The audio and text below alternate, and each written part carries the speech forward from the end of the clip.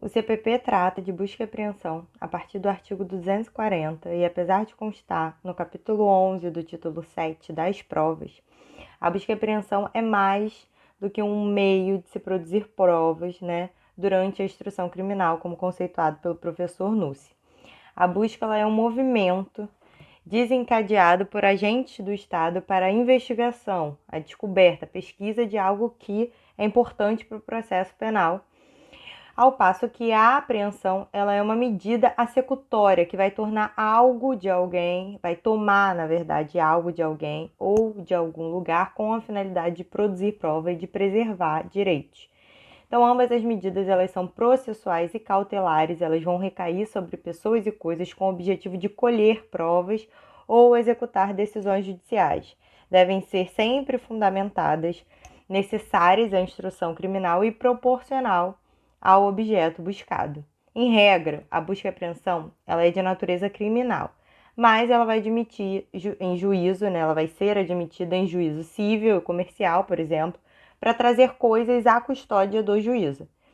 A natureza cautelar da busca e apreensão, ela infere-se da sua destinação, ou seja, a garantia dada à eficácia de uma futura decisão judicial. Ela é parte da prova, então ela vai fundamentar as decisões judiciais, ela é provisória, porque ela pode ser revogada ou ela pode ser modificada a qualquer tempo, e de certo modo ela também é inquisitiva, porque ela vai visar colher informações, colher provas de forma inquisitorial.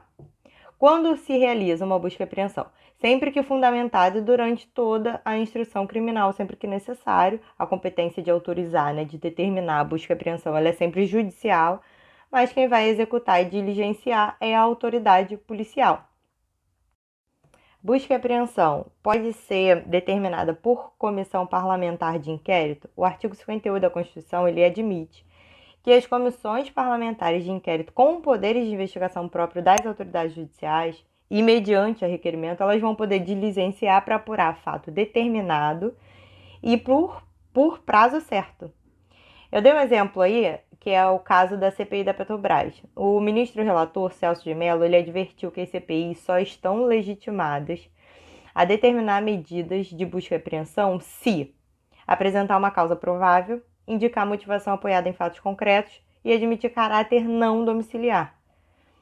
O ministro ele vai ressaltar ainda que a Constituição Federal delimitou a natureza dessas atribuições institucionais das CPIs e restringindo-as no campo da instrução probatória, excluindo determinados atos que podem ser ordenados somente por tribunais, por exemplo, busca domiciliar, interceptação telefônica, que foi o caso da CPI, Não existe busca domiciliar no caso de CPI.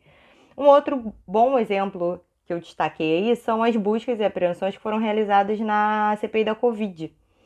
Em uma delas, que foi realizada pela Polícia Federal, na sede da Precisa Medicamentos, era uma empresa suspeita à época de participar do esquema ilícito de aquisição daquelas vacinas Covaxin. O vice-presidente da comissão, o senador Randolph Rodrigues, ele afirmou que a CPI tentou de todas as formas obter as informações, porém não logrou êxito. Fez-se necessário, para o prosseguimento das operações, a utilização desse instrumento judicial, que é a busca e apreensão. Então, na operação, a polícia, autorizada pelo STF, a Polícia Federal, se destinou à apreensão de informações relativas ao contrato da Prefisa lá com a Bachara Biotech, que eram as outras empresas envolvidas. Na época, a empresa ela se negou a fornecer esses documentos, o documento de contrato e os anexos à CPI. Então, por isso, a CPI optou pelo mandado de busca e apreensão. Vamos lá, busca domiciliar. Ela é realizada quando fundadas razões a autorizarem. Quais são as proteções constitucionais? Inviolabilidade do domicílio, a busca domiciliar só pode ser realizada durante o dia. Existe um parâmetro oficial do que é dia? Em teoria, nascer e pôr do sol. A lei de abuso de autoridade traz que o que não é dia, em teoria, é noite, ou seja, o que tiver fora de 21, da noite até as 5 da manhã. Respeito à privacidade e à intimidade da pessoa, afinal de contas, é o seu domicílio, prévia autorização legal, sempre autorizada, salvo em caso de flagrante delito, e sempre medindo, né, os meios ali para obtenção da coisa ou da pessoa. Princípio da proporcionalidade. É necessário que seja proporcional os meios aplicados. No 245 do Código de Processo Penal, ele institui: pode haver busca domiciliar à noite? Pode. O morador precisa consentir. E antes de penetrarem a casa, os agentes precisam ler o mandato intimando a pessoa a abrir a porta. Quer dizer que a leitura do mandado ela acontece sempre antes da execução da busca. Os objetos apreendidos devem ser descritos em detalhes e lacrados logo após, e ele também, o 245 também vai admitir a presença aí de testemunhas para acompanhamento da busca, né?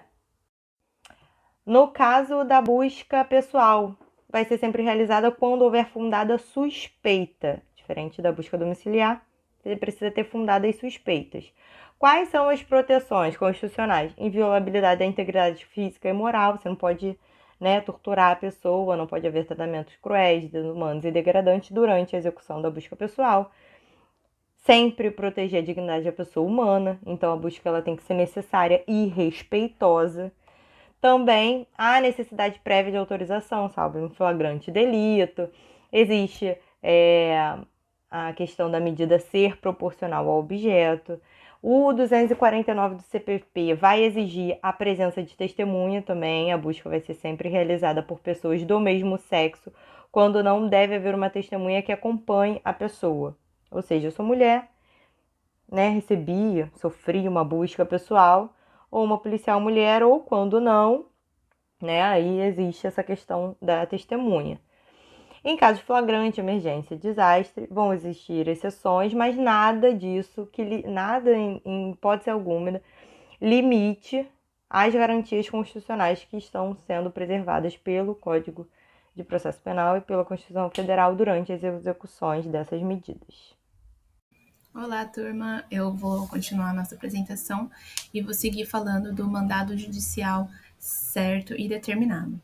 Bom, como a gente já sabe, seguindo os princípios constitucionais que protegem tanto o domicílio quanto a vida privada e a intimidade do indivíduo, se torna indispensável, portanto, que o magistrado expeça mandados de busca e apreensão com objetivos certos e contra pessoas determinadas, como a gente pode ver expressamente no artigo 243, que está na tela do CPP.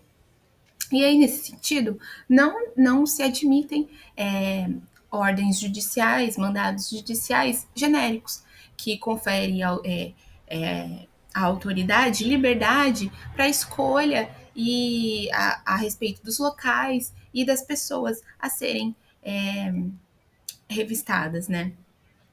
E aí, esse abuso de autoridade, ele cabe tanto a quem concedeu a ordem, tanto quanto quem a executa. E é por isso que a lei exige fundadas razões para que o domicílio de alguém seja violado e para que revista pessoal seja feita, não se podendo, não dando espaço para a existência do mandado genérico. Mas infelizmente acontece muito, temos muitas ocorrências de mandado genérico autorizando diligências em quarteirões inteiros, em conjuntos residenciais, e nós bem sabemos que normalmente esses mandados genéricos são utilizados para as diligências em comunidades, nas favelas, nas áreas periféricas. Seguindo, turma, agora falando um pouco do mandado judicial e a polícia.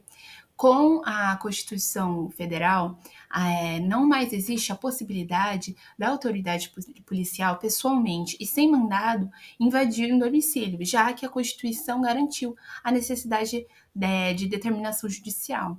Então, o artigo 241 do CPP não está mais em vigor na sua totalidade, já que agora é exigido um mandado judicial, a determinação judicial.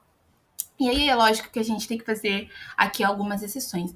É lógico que na ocorrência de um delito dentro do domicílio, a autoridade policial está sim autorizada a invadir, enfim, né, na ocorrência de um delito, já que se constituiria um flagrante, que é uma das exceções previstas ao mandado judicial.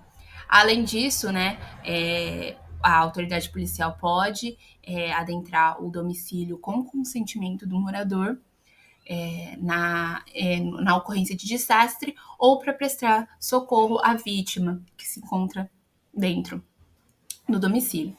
E aí, o Auri, no seu manual, traz o conceito de consentimento viciado, nesse consentimento do morador para a autoridade policial adentrar no domicílio. E o que seria esse consentimento viciado? Ele se dá quando alguém está cautelarmente preso na prisão preventiva, na temporária ou mesmo no flagrante, e é conduzida pela autoridade policial até a sua residência, consentindo que os policiais ingressem no seu interior e façam busca e apreensão. E aí Auri diz que ele entende que aí tem uma inequívoca ilegalidade, já que é claramente um consentimento viciado e, portanto, inválido. Seria insuficiente o consentimento dado nessa situação por força da própria intimidação ambiental ou situacional que o agente infrator estaria submetido. E aí, por fim, a Auri também destaca que na busca domiciliar não se pode concordar com a mera alegação de fundadas suspeitas, que está presente no artigo 244, 240 do CPP, sob pena da gente igualar o nível de proteção feito para legitimar a busca pessoal de uma pessoa que se encontra em vias públicas ao aquele necessário para a busca domiciliar. Agora, no que tange a dispensa do mandado judicial na busca pessoal, o artigo 244 traz três hipóteses que autorizam.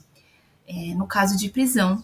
E aí é natural que a detenção do acusado ou do indiciado faça cessar a inviolabilidade pessoal, independente de ordem judicial, já que ele será recolhido ao cárcere. E aí, como o bem maior, sendo a liberdade, já está sendo violado legalmente, não teria motivo para exigir o mandado na busca pessoal e proteger a intimidade. O segundo caso, fundada suspeita de que a pessoa esteja na posse de arma proibida ou de objetos ou papéis que constituam um corpo de delito. E aí, nesse caso, não teria sentido o agente policial, percebendo que alguém carrega consigo uma arma de fogo, por exemplo, deixaria o agente livre, sem revista, sem busca pessoal, esperando o mandado judicial para que se pudesse fazer. E, por último, quando a medida for determinada no curso de uma busca domiciliar.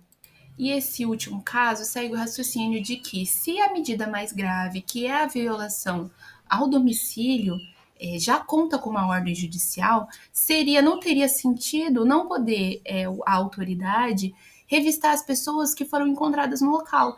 Até porque as provas que estão sendo buscadas poderiam ser colocadas nos bolsos, enfim, bolsas, e aí inviabilizaria o sucesso da própria diligência. Por fim, pessoal, encerrando aqui a minha parte, vou abordar um pouquinho sobre a busca em escritórios de advocacia. Esse tipo de busca está previsto no artigo 243, parágrafo 2º do CPP, e o objetivo é a apreensão de documentos em poder do defensor do acusado quando constituir elemento do corpo de delito. Então, o código ele se refere aos casos em que o advogado é depositário de documentos ou papéis que constituam a própria materialidade do crime.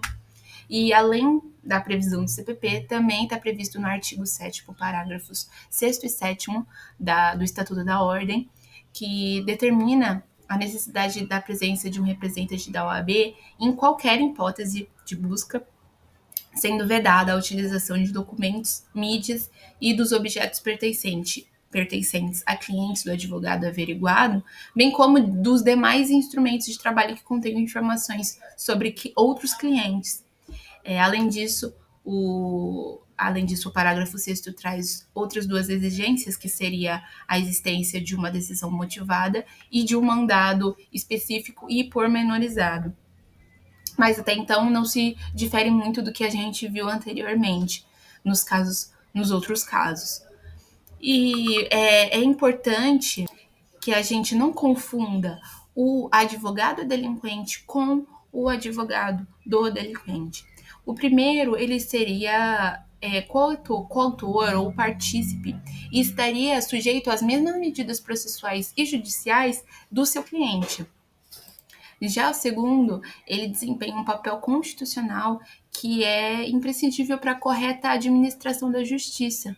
E nisso, a gente está fundado em garantias e prerrogativas profissionais do advogado que exigem respeito e proteção, já que é tão importante para a garantia de um direito constitucional, sendo a ampla defesa.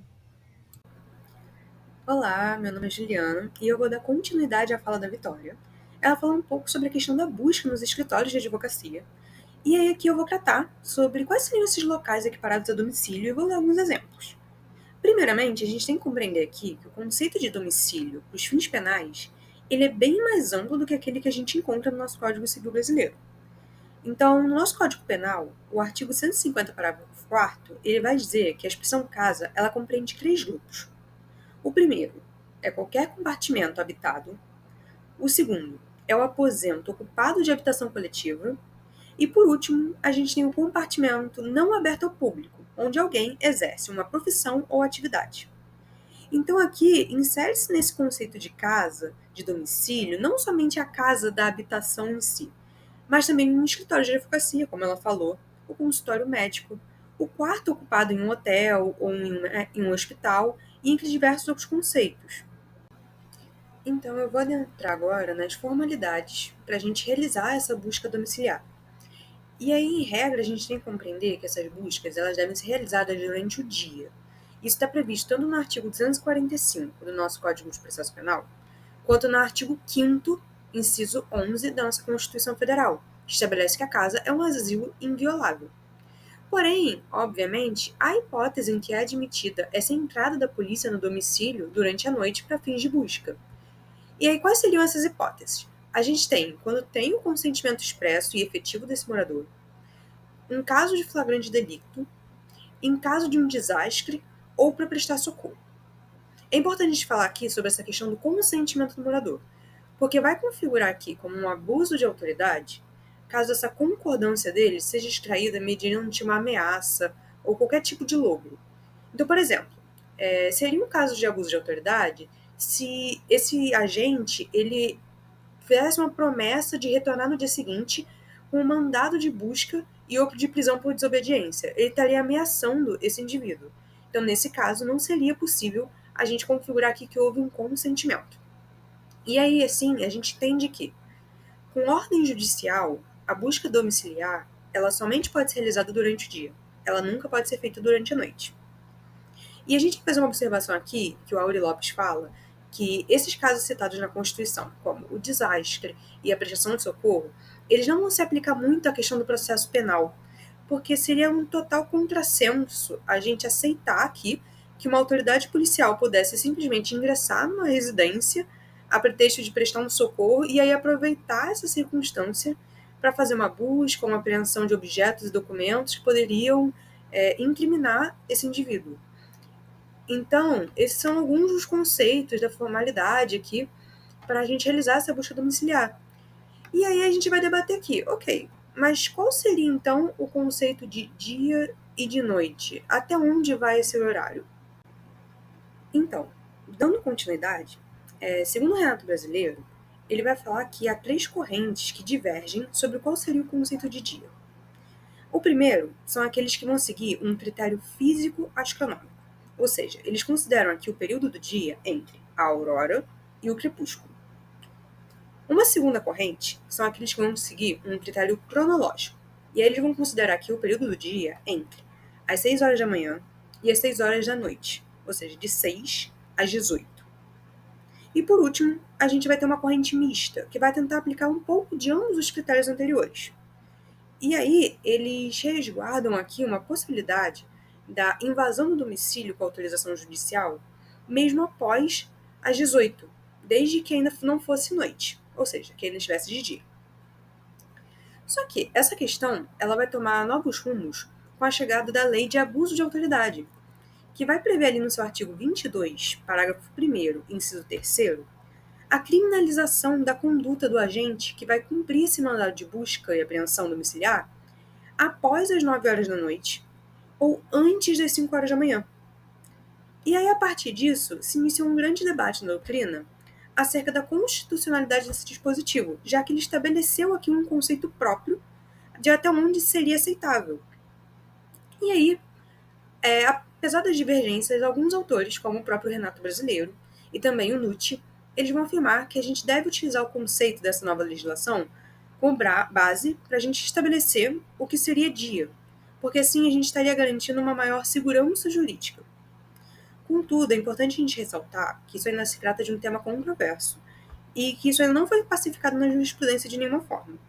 Existem vários julgamentos sobre isso, mas não está constante ainda. Em continuidade também, a gente pode falar sobre a questão da busca em um território alheio.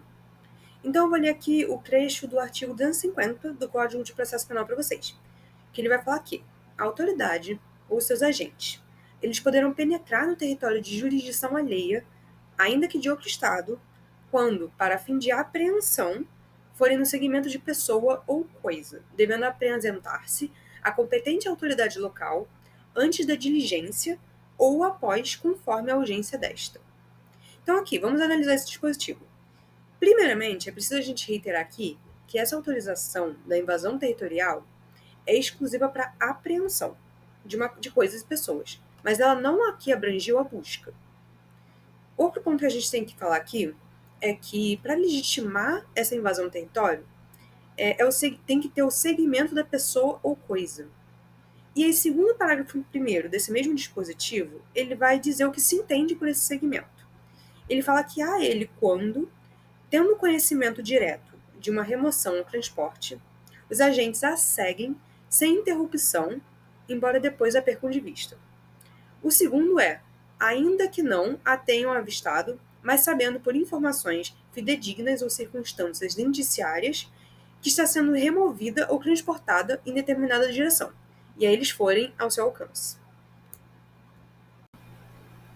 Então, agora eu estou finalizando a nossa parte mais teórica e a gente vai adentrar na jurisprudência. E aí, para finalizar, eu quero recordar aqui, então, que a natureza jurídica da busca e apreensão é de meio de obtenção de provas, ou seja, trata-se de um procedimento regulado por lei, exatamente com o objetivo de conseguir as provas materiais. E aí, as provas obtidas nesse processo, elas devem estar de acordo com o artigo 5º, inciso 56 da nossa Constituição, que vai estabelecer a inadmissibilidade das provas ilícitas, sob pena aqui de nulidade. Esse tema das provas ele vai ser mais aprofundado no seminário seguinte, que vai ser sobre o tratamento das provas no devido processo legal. Mas então eu gostaria de falar aqui por último, exatamente relembrar que o objeto da busca e apreensão está em conseguir elementos para demonstrar a existência de uma verdade dentro do processo. E assim ajudar aqui a formar a convicção do juiz para que ele possa decidir no processo, dando uma decisão no caso concreto. Olá a todos, eu me chamo Samuel e vou tratar aqui de alguns julgados, vou trazer alguns casos que têm pertinência com o tema, têm pertinência com o que foi tratado pelos colegas.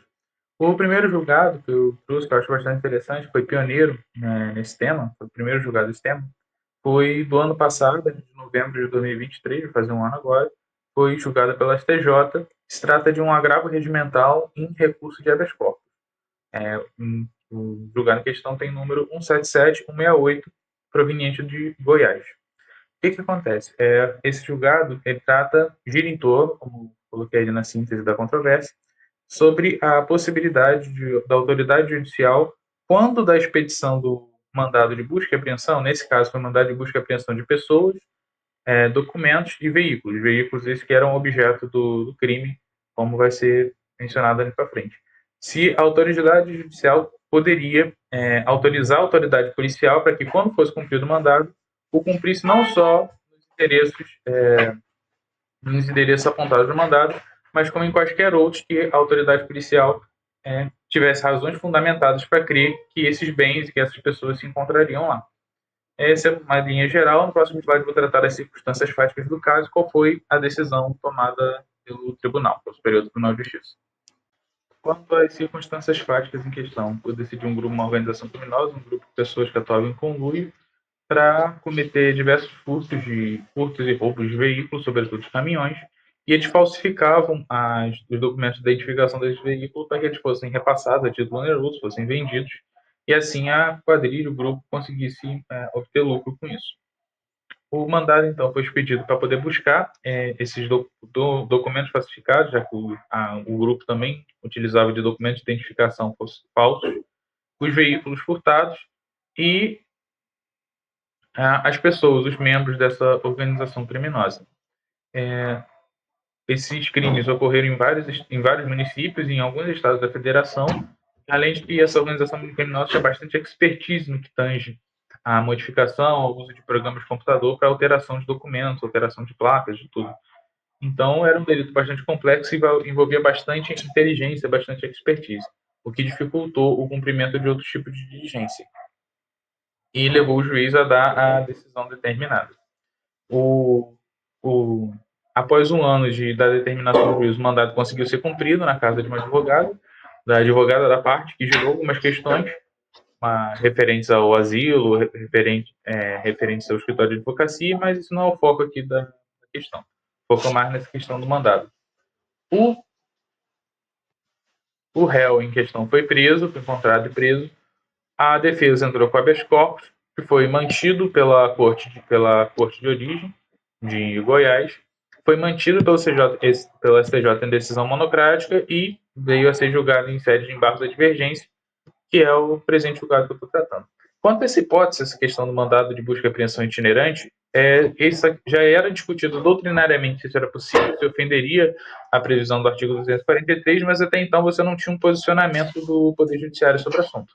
Esse posicionamento veio nesse julgado que eu estou trazendo para vocês.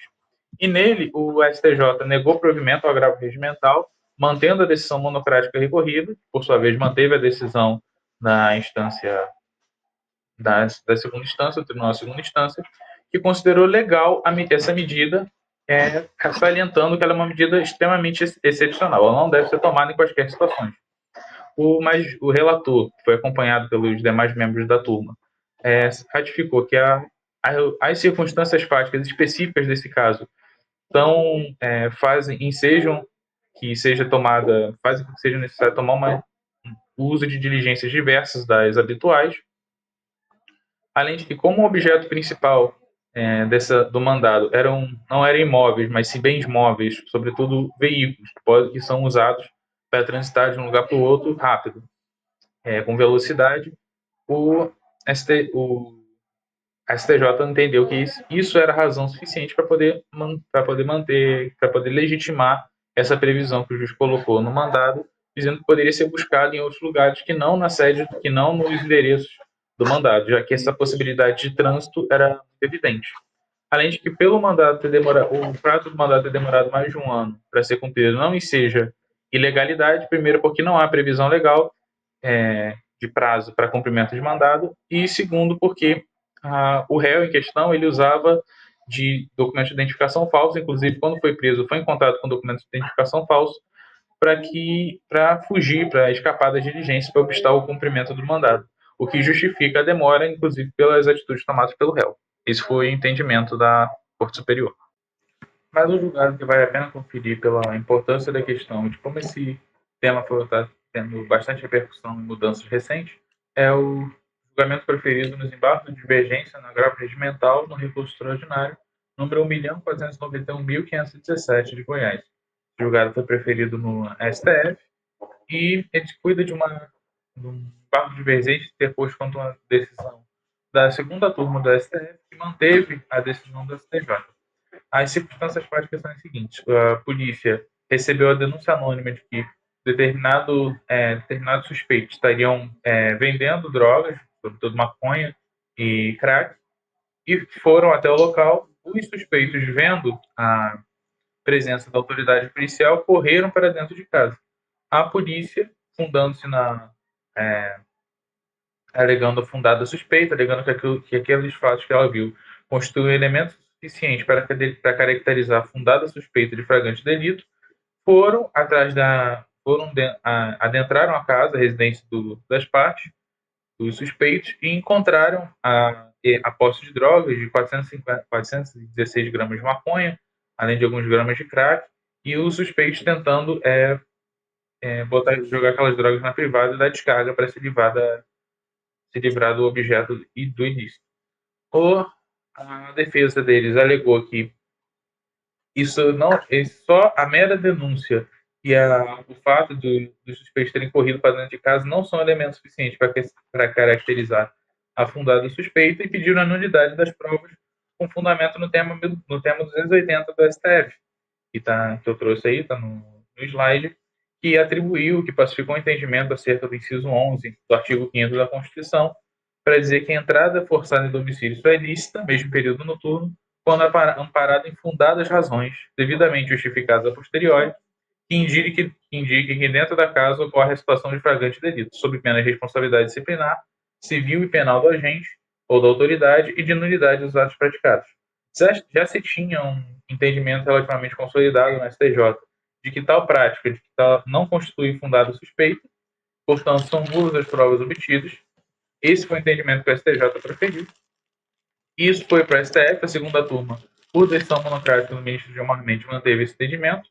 A segunda turma manteve em sede de agravo regimental e em sede de embargo de divergência, o plenário, por unanimidade, cassou a decisão da segunda turma do STF e cassou a decisão da sexta turma do STJ, que proferiu a decisão, para dizer que, a menos que se prove que os policiais agiram ou em situação de perseguição, de preconceito, ou por alguma razão anômala, a fuga dos suspeitos constitui motivação suficiente, constitui a fundada suspeita suficiente para os policiais para acharem que está ocorrendo flagrante delito. Até no voto, o ministro André Mendonça falou que a fundada suspeita ela não é absoluta, não é certeza da ocorrência do crime, mas sim a presença de razões de indício suficiente em materialidade e autoria para constituir a fundada suspeita e, portanto, autorizar a entrada dos policiais. O STF reformou a decisão do STJ e da própria segunda turma do STF, e isso representa uma tendência de possíveis entendimentos futuros. De maneira geral, eles são julgados que eu achei pertinente trazer.